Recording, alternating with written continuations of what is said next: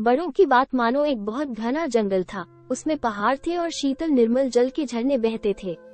जंगल में बहुत से पशु रहते थे। पर्वत की गुफा में एक शेर, शेरनी और इनके 2 छोटे बच्चे रहते थे। शेर और शेरनी अपने बच्चों को बहुत प्यार करते थे। जब शेर के बच्चे अपने माँ बाप के साथ जंगल में निकलते तो उन्हें बहुत अच्छा लगता था, लेकिन शेर शेरनी अपने बच्चों को बहुत कम अपने साथ ले जाते थे। वे बच्चों को गुफा में छोड़कर वन में अपने भोजन की खोज में चले जाया करते थे।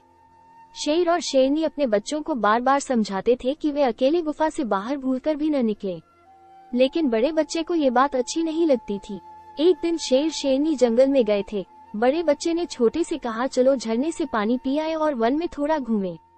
हिरणों को डरा देना मुझे बहुत अच्छा लगता है। छोटे बच्चे ने कहा, पिताजी ने कहा है कि अकेले गुफा से मत निकलना, झरने के पास जाने को बहुत मना किया है। तुम ठहरो, पिताजी या माताजी को आने दो, हम उनके साथ जाकर पानी पी लेंगे। बड़े बच्चे ने कहा, मुझे प्यास लगी है, सब पशु तो हम लोगों से डरते ही हैं। फिर डरने की क्या बात है? छोटा बच्चा अकेला जाने को तैयार नहीं हुआ।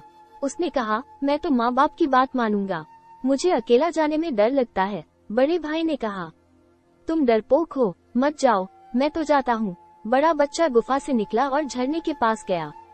उसने पेट भर पानी पिया और तब हिरणों को ढकते हुए इधर उधर घूमने लगा।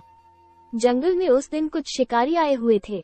शिकारियों ने दूर से शेर के बच्चे को अकेले घूमते देखा तो सोचा कि इसे पकड़कर किसी चिड़ियाघर में बेच देने से अच्छे रुपये मिलेंगे।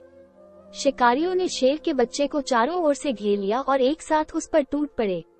उन लोगों ने कंबल डालकर उस बच्चे को पकड़ लिया। बेचारा शेर का बच्चा क्या करता, वो अभी कुत्ते जितना बड़ा भी नहीं हुआ था। उसे कंबल में खूब लपेटकर उन लोगों ने रस्सियों से बांध दिया। वो न तो छटपटा सकता था, न घुर्रा सकता था। शिकारियों ने इस बच्चे को एक चिड़ियाघर को बेच दिया। वहाँ वो एक लोहे के कटघरे में बंद कर दिया गया। वो बहुत दुखी था, उसे अपने माँ बाप की बहुत याद आती थी। बार बार वो गुर्राता और लोहे की छड़ों को नोचता था, लेकिन उसके नोचने से छड़ तो टूट नहीं सकती थी। जब भी वो शेर का बच्चा किसी छोटे बालक को देखता तो बहुत गुर्राता और उछलता था। यदि कोई उसकी भाषा समझा सकता तो वो उससे अवश्य कहता, तुम अपने माँ बाप तथा बड़ों की बात अवश्य मानना। बड़ों की बात न मानने से पीछे पश्चाताप करना पड़ता है। मैं बड़ों की बात न मानने से ही यहाँ बंदी हुआ हूँ। सच है जे सच निज अभिमान बस, सुनहि न गुरुजन बैन।